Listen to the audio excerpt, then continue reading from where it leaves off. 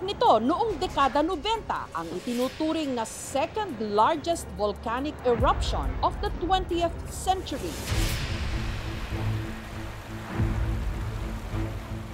Pero makalipas ang mahigit 3 dekada, ang mapaminsalang bulkan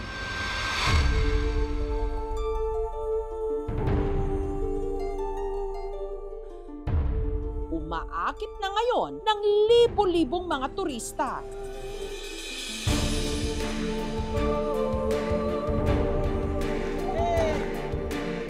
Ang dinaanan kasi noon ng rumagasang lahar,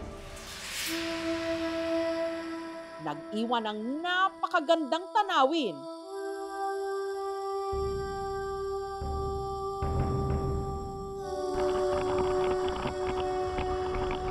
Picture perfect, lalo na kung binabaybay sakay ng 4x4.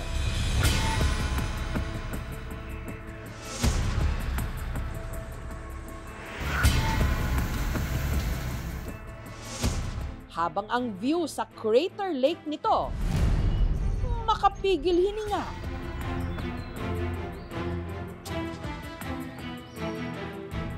Kaya naman beautiful disaster kung ituring ang pagputok ng Mount Pinatubo. Beautiful!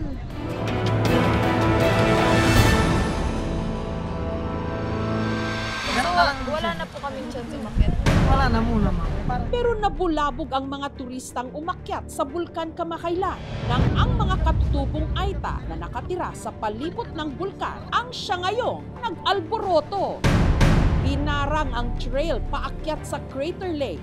Ang gobyerno natin ang nasasabi ang pilang maaasahan namin yung NCIP. Ano nga ang ginagawa naman ng NCIP? Walang ginagawa sa tagal ng panahon. Walang nangyayari na proseso na yan. Harangin na lang para taniman. Hindi kami sinusundan sa amin. Kaya ang daan, nag-traffic sa dami ng natenggang 4x4. Hassle nga sa aming mga turista pero naiintindihan ko po sila. Maya-maya pa, tumaas ang tensyon nang dumating ang mga pulis. Sasama po namin kayo dun sa baba para mapag-usapan po natin kung ano yung problema. Hindi basta-basta kami sumama ngayon. Pero yung ginawa po ninyo, bigla-bigla nang harang kayo ng mga bisita namin. Sinala na namin dahil karapatan namin, madam. Hindi po nila kami pinakita. Kaya nga po, nandito po ako. Kaya hindi na po Ulitin ko ha, nakikiusap po ako sa inyo. Sino ang po pwedeng sumama? Hindi kami sasama, madam. Hindi po kayo sasama. Oo, hindi kami. O kung hindi po kayo sasama, pipilitin namin kayo. Ay, hindi. Sige. So, ito mali. Ako mali ko. Pinilit nila kami.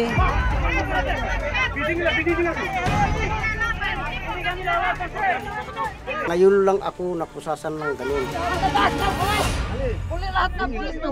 Dadakpin ninyo ang katutubo sa kanilang lupa? Ang gobyerno natin ang nasasabi. Bakit nga ba tila bulkan na sumabog sa galit ang mga katutubo sa Mount Pinatubo?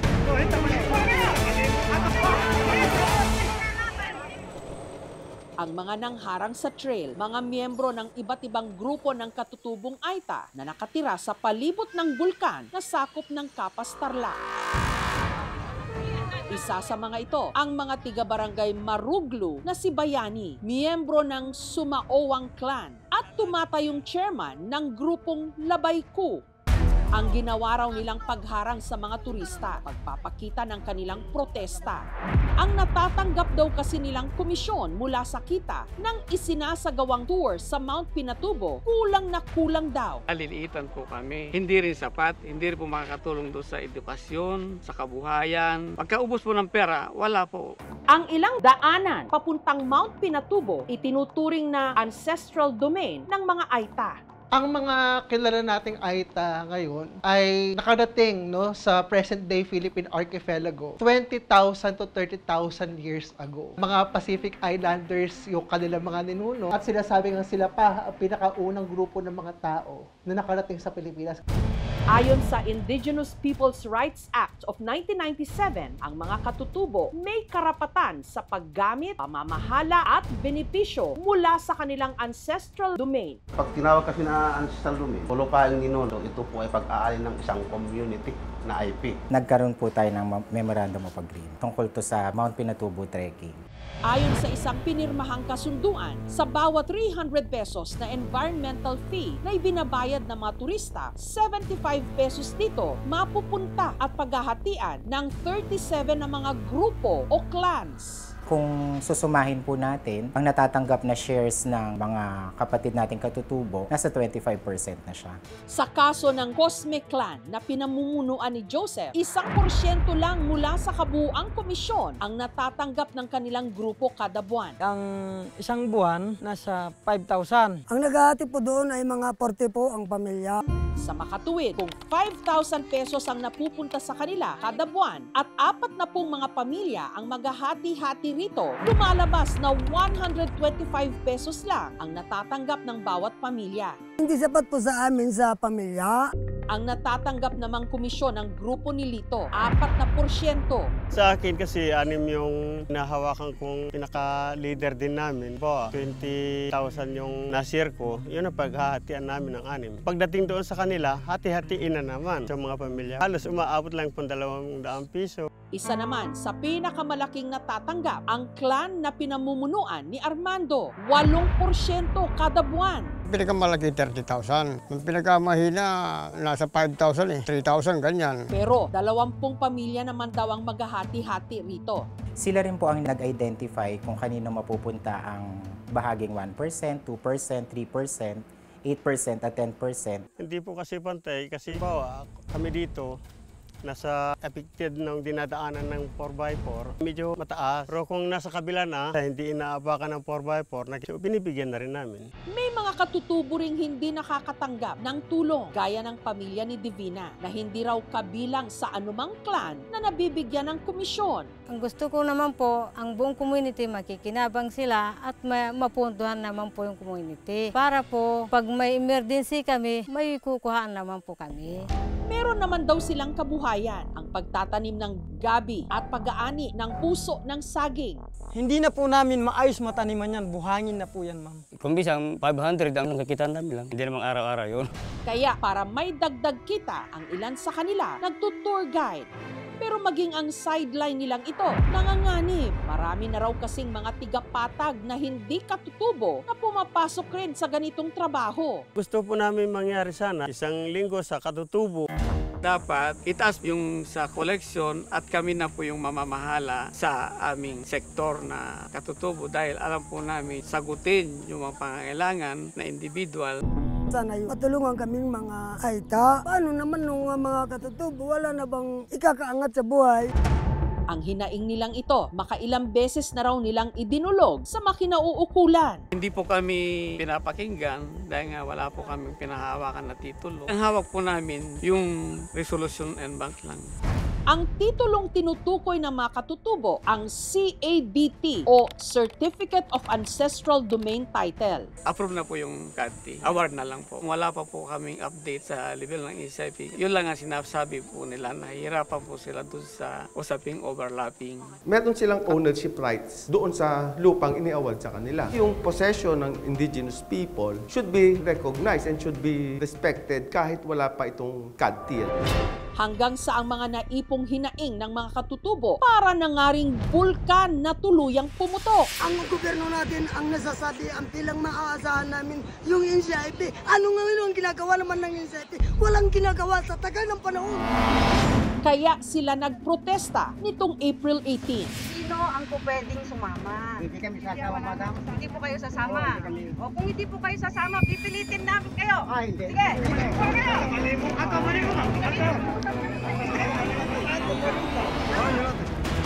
Pero dahil sa isinagawang pagkilos, 5 sa kanila tinakip. Ang sabi nila, harassment, pero sabi hindi kami nakipag-away. Sarili na naming lupa. Bakit wala pa kaming sariling karapatan? Kung leader ako, kailangan bang ikulong ninyo? Sino pa ang magtatanggol sa kapwa ko katutubo? Kung hindi po kayo sasama, pipilitin namin kayo. Napusasan po namin sila kasi nga po ang pangamba ko dahil napilitan po silang bababa, baka po mamaya tumalon sila doon sa likod po ng aming mobil. Gusto ko silang ibaba para once and for all po matapos po yung usapan. Kung ikaw pinapaalis mo o hinaharangan mo yung tao dahil pumapasok sa lupa mo, wala kang krimen na ginagawa dahil ipinagtatanggol mo lang yung karapatan mo bilang may-ari. Walang dahilan para ka dakipin. Dapat hindi ito ikikriminalize. Kung wala namang nagsasakitan, walang dahilan para magkaroon ng arestuhan. Legal naman po sa tingin ko ang pagdakip po namin kasi unang-una po yung pagbabarikada po nila ng mga kahoy po dun sa daanan ng mga sasakyan, yun po ay papatak po sa grave coercion. Hindi po sila nakulong pagdating po dito at wala pong kaso na i-final po sa kanila. Pinasulat po sa amin na hindi na po kami uulit. Pumirma po kami. Dahil sa pinirmahang kasunduan, tinanggal na ang inilagay nilang harang sa trail. Wala nang harang. Balik na rin sa normal ang operasyon ng Pinatubo Tours. Bukas naman po kami doon sa mga programa nila. Kung makikinabang po ang tribo at masecure po yung karapatan nila at yung kabuhayan po nila, handa naman po kaming makipag-usap. Ang National Commission on Indigenous Peoples naman, ang sangay ng gobyerno na siyang nagsusulong sa kapakanan ng mga katutubo sa Pilipinas, naglabas ng pahayag hinggil sa insidente. We have been actively collaborating with the Aita community, the local government unit of Capac-Sarlac, and other stakeholders to address these concerns.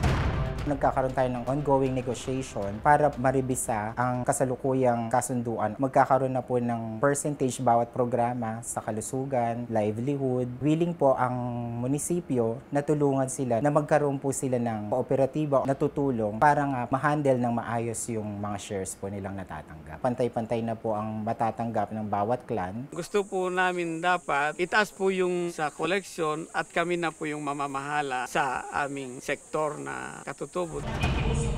Nitong Miyerkules, ang NCIP Provincial Office at Tourism Office ng Capac-Tarlac nagpatawag ng pagpupulong kasama ang grupo ng mga katutubong Aita. Bakit po kami pinusasa? Kami ang may lupa, kami ang maggagay para makinabang ang mga katutubong.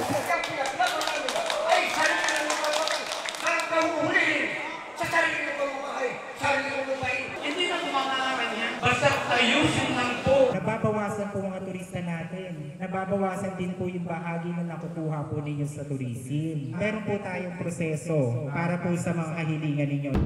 Nagbigay ng listahan ng mga katutubo sa nais nilang mangyari at mapatupad sa gagawing bagong kasunduan. Kung gusto nyo ng gate pass, bibigyan. Para makita nyo kung ilang talaga yung pumapasok. Tuloy-tuloy po ang ating pag-aayos. Pinapakinggan namin ang inyong side.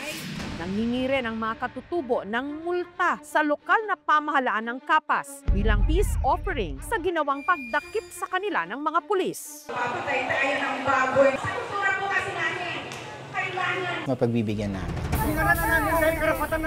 Hindi po nila kami pinakita. Kasi sinabi lang yung 100 per head, yung hinihiling. Ngayon, direksyonan niya ng tama para malinaw na. Hindi naman nagtatagal ibibigay yan. Kaya nga po tayo gumagawa ng usapin ngayon para itong magiging basihan sa paggawa natin ng bagong kasunduan.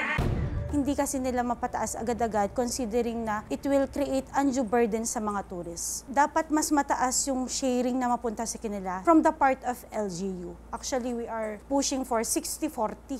Medyo nabawasan yung pag-alalahanin namin dahil pinakinggan naman. Lahat ng pinako ng NCIP at saka LGU, umaasa kami na matutupad at gawin nila. Yung mga dokumento kung saan ay makakapagpatunay na ang kanilang lupain ni Nono is now being reviewed by our body sa regional office. Pagdilising sa larong madaling panahon ito. Matanda na po kami. Ang kultura, kabuhayan at paniniwala ng mga katutubong Aita nakaugat sa tinubuan nilang lupa, lupang pinagkukunan nila ng buhay at minsan ding pinagmula ng trahedya. Kung hindi po kayo sasama, pipilitin namin kayo. Sige. Sa isyong ito, dapat lang na maibigay kung ano ang sa kanila'y nararapat. Thank you for watching, mga kapuso. Kung nagustuhan niyo po ang videong ito, subscribe na sa GMA Public Affairs YouTube channel. And don't forget to hit the bell button for our latest updates.